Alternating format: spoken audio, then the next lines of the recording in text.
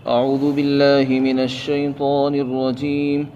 بسم الله الرحمن الرحيم.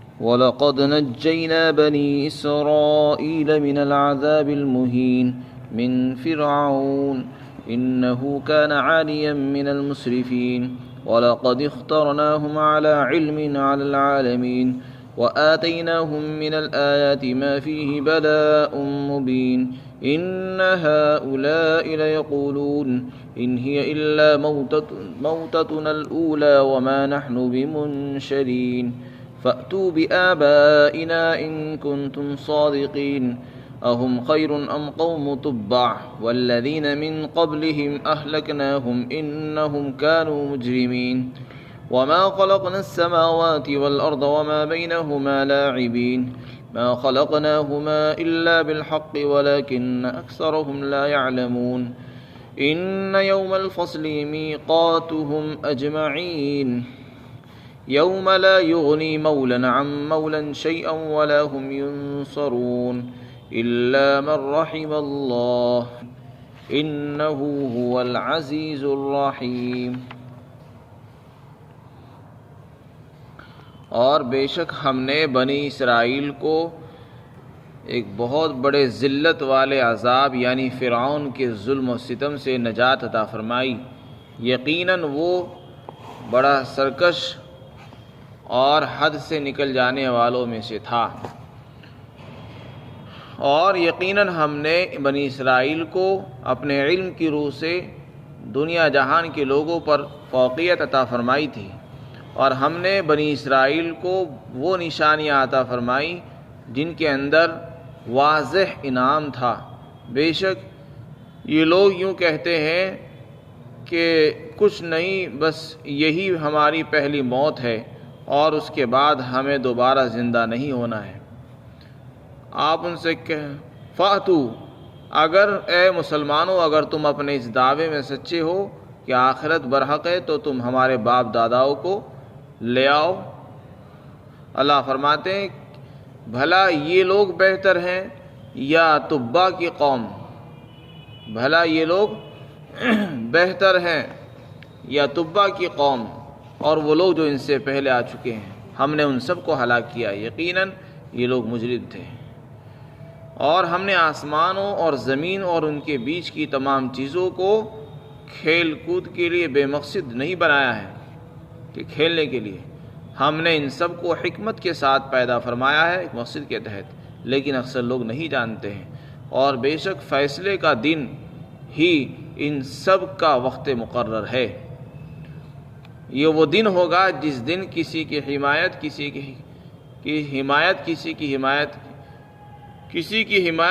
کے کچھ بھی نفع نہیں دے گی اور نہ ہی ان کی مدد کی جائے گی۔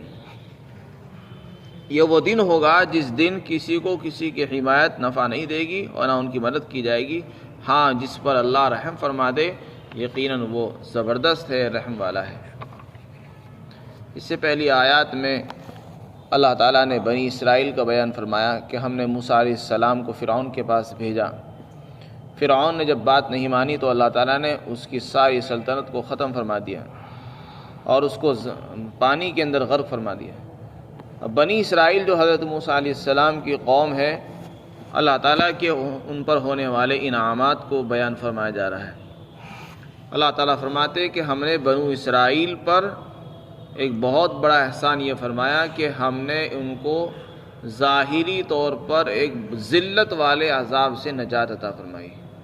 بنی اسرائیل غلام بنے ہوئے تھے اور فرعون ان پر جس طرح چاہتا زیادتی کرتا، جس کو چاہتا مار دیتا، جس کو چاہتا زندہ رکھتا تھا، ان کی عورتوں سے خدمت لیا کرتا تھا اور بچوں کو قتل کر دیا کرتا تھا، بہت بری طریقے سے ان کو رکھتا تھا، اور ان کی ہمت نہیں تھی کہ اس کے خلاف کچھ چوں اور چرا بھی کر دیں۔ تو اللہ تعالیٰ نے حضرت موسیٰ علیہ السلام کی برکت سے بنی اسرائیل پر ایک بڑا احسان یہ فرمایا کہ ان کو اس کے چنگل سے چھٹکارا عطا فرما دیا، اور فرمایا یہ جو فرعون تھا یہ حد سے آگے بڑھنے والا بھی تھا اور سرکش بھی تھا، سرکشی اختیار کیے ہوئے تھے، تو ہم نے ان سب کو اس سے نجات عطا فرمائی، یہ ہمارا ایک انعام بھی ہے۔ اور پھر دوسرا انعام یہ بیان فرمایا کہ ہم نے دنیا جہان کے تمام لوگوں پر ان کو اپنے علم کی روح سے فضیلت بھی عطا فرمائی، فوقیت عطا فرمائی۔ اس کا کیا مطلب ہے؟ بعض علماء نے فرمایا کہ اگر اس سے مراد ان کے زمانے کے انسان ہیں، حضرت موسیٰ کے زمانے میں جو انسان دنیا میں موجود تھے وہ انسان مراد ہیں، اور مراد یہ کہ ان کے زمانے میں جتنے لوگ تھے ان تمام لوگوں پر بنی اسرائیل کو ہم نے غلبہ عطا فرمایا، فوقیت اور فضیلت عطا فرمائی۔ بنی اسرائیل ایک ایسی قوم تھی اپنے زمانے میں جو سب سے افضل تھی، اور مسلمان تھے، تمام مسلمانوں میں یہ بڑے ہوئے تھے، فوقیت رکھتے تھے۔ اور اگر ساری دنیا کے تمام زمانوں کے انسان مراد ہے کہ تمام زمانوں کے انسانوں پر ہم نے بنی اسرائیل کو فوقیت عطا فرمائی، تو یہ بعض باتوں کے اندر فضیلت مراد ہوگی۔ بعض چیزوں کے اندر ایسا ہو سکتا ہے کہ اللہ تعالیٰ ایک انسان کو کچھ عطا فرما دیتا ہے وہ دوسرے کو نہیں دیتا، ورنہ بحیثیت مجموعی لحاظ سے اگر کوئی قوم سب سے افضل ہے تو وہ امت محمدیہ ہے۔ حضرت محمد صلی اللہ علیہ وسلم کی جو امت ہے، امت محمدیہ، یہ مجموعے کے اعتبار سے تمام لحاظ سے تمام انسانوں میں افضل ہے اور پچھلی تمام قوموں میں افضل ہے۔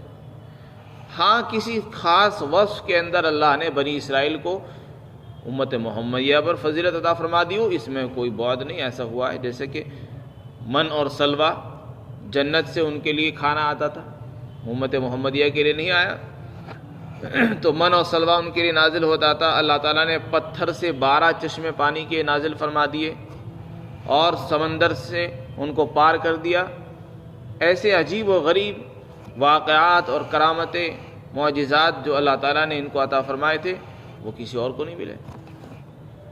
تو بعض چیزوں کے اندر تو ان کو اللہ نے ضرور فضیلت عطا فرمائی ہے، لیکن ہر اعتبار سے کلی طور پر بنی اسرائیل کو تمام انسانوں پر فضیلت حاصل نہیں ہے۔ کلی اعتبار سے، مجموعی لحاظ سے تو حضرت امت محمدیہ ہی افضل ہے، اس لیے کہ قرآن نے خود اعلان فرمایا کنتم خیر امت، کہ تم بہترین امت ہو۔ اس کے بعد فرمایا وَآتَيْنَاهُم مِّنَ الْآيَاتِ، ہم نے بنی اسرائیل کو جو معجزات، جو نشانیاں عطا فرمائی تھی اس میں 2 پہلو تھے۔ ہم نے بنی اسرائیل کو جو نشانیاں عطا فرمائی تھی، جو معجزات دیے تھے، اس میں 2 پہلو تھے۔ ایک تو اللہ کی قدرت اس میں نظر آتی تھی، اور دوسرے انعام کا پہلو بھی تھا۔ مثلا من اور سلوہ، غیب سے من اور سلوہ ان کے پاس آ رہا، اس میں اللہ کی قدرت بھی ظاہر ہو رہی ہے کہ اللہ نے اپنی قدرت سے عجیب و غریب چیزیں پیدا فرما دی، اور ساتھ ساتھ انعام کی بھی شکل تھی، ان کے لیے وہ انعام تھا، ایک تحفہ تھا۔ تو اسی طریقے سے پانی، پتھر سے پانی کا نکلنا عموماً عقل کے خلاف ہے کہ پتھروں سے پانی نہیں نکلتا، لیکن اللہ نے اپنی قدرت سے پانی نکال دیا، تو اس میں اللہ کی قدرت بھی ظاہر ہوئی اور ان کے لیے نعمت بھی بن گئی، ایک بہت بڑی نعمت جس کو نعمت غیر مترقبہ کہتے ہیں، جس کا تصور نہیں کیا جا سکتا، اللہ تعالیٰ نے ان کو وہ بھی عطا فرمایا۔ تو فرمایا ہم نے ایسے معجزات دیے جس کے اندر واضح انعام تھا، جو اپنے اندر انعام کا پہلو بھی لیے ہوئے تھے اور قدرت خداوندی کا بھی مظہر تھے۔ پھر فرمایا آگے منکرین کا بیان ہے، جو لوگ قیامت کو نہیں مانتے، قیامت کا انکار کر رہے ہیں، مستقل قیامت کے منکر بنے ہوئے ہیں، ایسے لوگوں کا خیال یہ ہے کہ بس ہماری تو موت بس ایک ہی مرتبہ آئے گی اور ہمیں بس ایک ہی مرتبہ مرنا ہوگا، اور وہ دنیاوی زندگی کا مرنا ہے، اس کے بعد ہمیں دوبارہ پھر نہیں مرنا ہوگا۔ ایک مرتبہ موت آئے گی، دوبارہ کبھی پھر زندگی نہیں ہوگی۔ یہ کفار و مشرکین کا خیال ہے۔ ان کو باوجود یہ کہ دلائل دکھا دیے گئے، قدرت کی نشانیاں دکھا دی گئی، اور بتا دیا گیا جیسے کہ زمین مردہ زمین ہو جاتی ہے، اللہ بارش برساتے ہیں تو دوبارہ سے اس میں زندگی پیدا ہو جاتی ہے۔ تو جب مردہ زمین کو اللہ زندہ کر سکتا ہے، انسانوں کو کیسے زندہ نہیں کر سکتا؟ تو یہ مختلف انداز سے اللہ نے یہ مسئلہ ثابت فرمایا ہے، لیکن جو انکار پر اڑے ہوئے ہیں وہ ماننے کو تیار نہیں۔ الٹا یہ کہتے ہیں کہ اے مسلمانوں تم جو یہ کہتے ہو کہ قیامت آئے گی، قیامت میں دوبارہ سب زندہ ہوں گے، ہم اس عقیدے کو نہیں مانتے، بس ہم تو یہ سمجھتے ہیں بس اسی دنیا کی موت آخری موت ہے، اس کے بعد کوئی زندگی نہیں ہے۔ اللہ تعالیٰ فرماتے ہیں کہ وہ مشرکین نے مسلمانوں کو کہا، چیلنج کیا کہ اولن تو ہم تمہاری بات نہیں مانتے کہ قیامت آئے گی، اور اگر تم کہتے ہو کہ ٹھیک ہے آئے گی، دوبارہ زندگی ہوگی، تو آج ہی زندہ کر کے دکھاؤ ہمارے ماں باپ، ہمارے جتنے بڑے ماں باپ، دادا پردادا سگردادا جتنے بھی مر چکے ہیں، آج ہی ان کو حاضر کرو ہمارے سامنے، تو ہم یقین کریں گے کہ ہاں دوبارہ اللہ تعالیٰ زندہ کر سکتا ہے۔ اللہ تعالیٰ نے اس بات کو کوئی جواب نہیں دیا، اس لیے کہ کوئی چیز اگر فی الحال واقع نہیں ہو رہی، اس کا یہ مطلب نہیں ہے کہ وہ واقع نہیں ہوگی۔ ہر چیز کا ایک وقت مقرر ہے۔ انسان کب پیدا ہوں گے دوبارہ سے، اللہ تعالیٰ نے اس کا وقت بتا دیا ہے کہ آخرت میں ہوں گے۔ تو اللہ نے جو وعدہ فرمایا وہ آخرت کا وعدہ فرمایا، دنیا میں دوبارہ کسی کو زندہ کرنے کا اللہ نے وعدہ نہیں کیا کہ ہم دنیا میں ایک مرتبہ زندگی دیں گے پھر مار کے دوبارہ دنیا میں زندہ کر دیں گے، نہیں، دوبارہ زندگی جو ہے وہ آخرت میں ہوگی اور اس کا ایک وقت ہے۔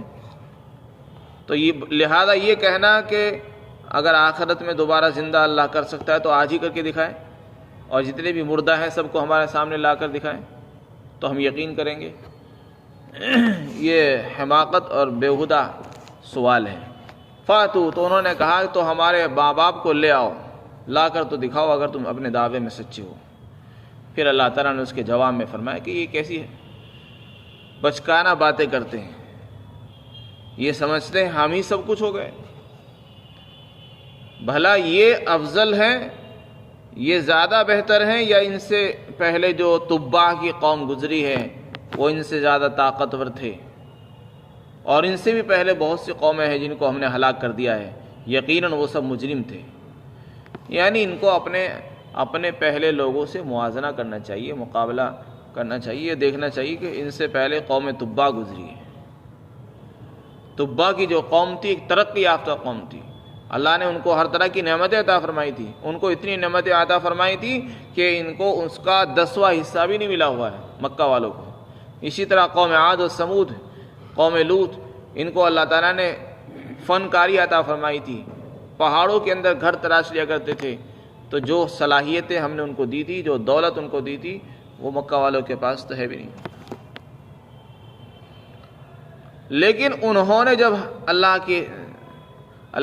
کا انکار کیا اور سرکشی دکھائی تو ہم نے ان کو نہیں بخشا، تو یہ کیسے بچ جائیں گے؟ انہیں اپنے انجام کے بارے میں سوچ لینا چاہیے کہ ہم سے پہلے ہم سے زیادہ طاقت اور قومیں آ چکی ہیں، اور صفحے ہستی سے اللہ نے ان کو نام و نشان مٹا دیا، تو لہذا ہم تو کچھ بھی نہیں ہیں۔ اسی سے عبرت حاصل کرنی چاہیے۔ انہم کانوا مجرمین۔ اس کے بعد اللہ تعالیٰ نے فرمایا کہ دیکھو، سمجھنے والے کے لیے اللہ کی بنائی ہوئی مخلوقات کافی ہیں۔ جو آدمی سمجھنا چاہے زمین اور آسمان، پہاڑ، دریا، سمندر، چاند، ستارے، سیارے، ان میں غور کر کے اللہ کی قدرت کو پہچان سکتا ہے اور آخرت پر یقین کر سکتا ہے۔ یہ زمین اور آسمان جو اللہ نے بنائے ہیں، یہ ان کے اندر بہت سی دلائل پوشیدہ ہیں، چھپی ہوئی ہیں۔ یہ جہاں اللہ کے قدرت پر دلیل ہے، اللہ کے وجود پر دلیل ہے، وہیں یہ اس بات کی بھی گواہی دیتی ہیں کہ آخرت آئے گی اور دوبارہ زندگی ہوگی۔ اس لیے کہ جس ذات نے اتنے بڑے پہاڑ بنا دیے ہوں، تو پہاڑ کو دیکھ کر آدمی اندازہ لگا سکتا ہے کہ جس ذات نے اتنا بڑا پہاڑ بنا دیا ہو، اس کو اس بات پر قدرت حاصل ہے کہ اگر اس کو توڑ دے تو دوبارہ بھی بنا سکتا ہے۔ جس نے اتنا لمبا آسمان بنا دیا بغیر ستون کے، تو کیا دوبارہ اسی جیسا نہیں بنا سکتا؟ تو یہ زمین اور آسمان ہمیں خود بتا رہے ہیں کہ دوبارہ زندہ ہونا ممکن ہے، یہ عقل کے خلاف نہیں ہے۔ جس نے پہلی مرتبہ بنا دیا دوبارہ بھی بنا سکتا ہے۔ پہلی مرتبہ بنانا مشکل ہوتا ہے، جس نے پہلی مرتبہ بنا دیا ہو تو دوبارہ کیا مشکل ہے؟ تو یہ زمین اور آسمان کی تخلیق یہ ہمیں بتا رہی ہے کہ آخرت کا آنا ممکن ہے، اور اللہ کی قدرت کو بھی بیان فرما رہی ہے، اللہ کی توحید کو بھی بیان فرماتی ہے۔ اس لیے اللہ نے کہا کہ ہم نے آسمان زمین کو کھیل کود کے لیے نہیں بنایا، بے مقصد پیدا نہیں فرمایا کہ ہم کھیل کود کر رہے ہیں، کھلونے بنا دیے ہم نے، نہیں، ہم نے ان کو حکمت کے ساتھ پیدا فرمایا۔ ان کے تحت ایک مقصد ہے، ہم دنیا کو سمجھانا چاہتے ہیں کہ دیکھو اس میں غور کرو اور ہماری قدرت کو پہچانو، لیکن اکثر لوگ اس سے غور نہیں، عبرت نہیں حاصل کرتے اور نہ انہیں علم ہے، بس وہ تو کمانے میں لگے ہوئے ہیں، دنیا کو بڑھانے میں لگے ہوئے ہیں، یہاں تک کہ موت کا فرشتہ آ جاتا ہے اور وہ چل دیتے ہیں۔ جس کے لیے محنت کر رہے تھے وہ اس کا مقصد ادھورا رہ جاتا ہے۔ جتنے بھی انسان دنیا میں موجود ہیں اور وہ دنیا کے لیے دوڑ رہے ہیں، جب ان کی موت آتی ہے تو ان کی امیدیں ادھوری رہ جاتی ہیں۔ آپ اندازہ لگا لیں، ہر مرنے والا انسان اپنے دل میں بہت سی تمنائیں لے کے چلا جاتا ہے، اس کی جو تمنا ہوتی ہے وہ پوری نہیں ہوتی، اس سے پہلے وہ دنیا سے چلا جاتا ہے۔ اس لیے اللہ تعالیٰ نے فرمایا کہ یہ لوگ جو کہہ رہے ہیں یہ غلط کہہ رہے ہیں، فیصلے کا ایک دن ضرور ہے اور وہی ان کا وقت مقرر ہے، اسی دن حساب ہوگا، اسی دن ان کو جزا سزا ملے گی، ان کے اعمال کا ان کو بدلہ دیا جائے گا۔ اور یہ زمین اور آسمان یہ بتا رہے ہیں کہ ایک دن انصاف کا ضرور ہے، اگر نہ ہو تو پھر یہ حکمت کے خلاف ہو جائے گا، انصاف کے بھی خلاف ہوگا۔ اور وہ دن کیسا دن ہوگا؟ فرمایا اس دن کسی کو کسی کی حمایت کام نہیں دے گی، کسی کی دوستی کسی کے کام نہیں آئے گی، اور نہ ہی اس دن کسی کی حمایت کی جائے گی، مدد کی جائے گی۔ ہاں جس پر اللہ رحم فرما دے، یعنی کسی کے حق میں سفارش کی اور شفاعت کی اجازت دے دے تو شفاعت اس کے حق میں فائدہ دے گی، ورنہ کسی کو کسی کی سفارش کام نہیں آئے گی اور نہ دوستی کام آئے گی۔ تو اللہ زبردست ہے، رحم والا ہے، اسے اختیار ہے جس کو چاہے، جس کے بارے میں چاہے اجازت دے سکتا ہے سفارش کی، ورنہ اس کے علاوہ کسی اور کو اجازت نہیں ہوگی۔ اللہ تعالی ہمیں سمجھ عطا فرمائے اور آخرت پر یقین کرنے کی توفیق عطا فرمائے۔